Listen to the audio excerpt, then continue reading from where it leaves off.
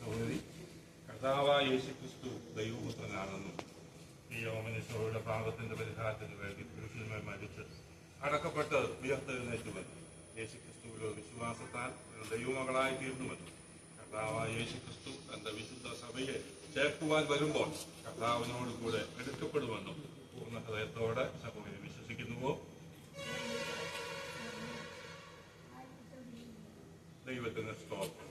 പ്രിയ സഹോദരിയുടെ വിശ്വാസത്തിന്റെയും ഏറ്റുപറത്തിന്റെയും അടിസ്ഥാനത്തിൽ കർത്താവായ യേശുക്രിസ്തുവിന്റെ കൽപ്പന പ്രകാരം ക്രിസ്തുവിന്റെ ചെറിയ ദാസൻ എന്ന നിലയിൽ പിതാവിന്റെയും പുത്രന്റെയും പരിശുദ്ധാത്മാവിന്റെയും നാമത്തിൽ സ്നാനപ്പെടുത്തുന്നു.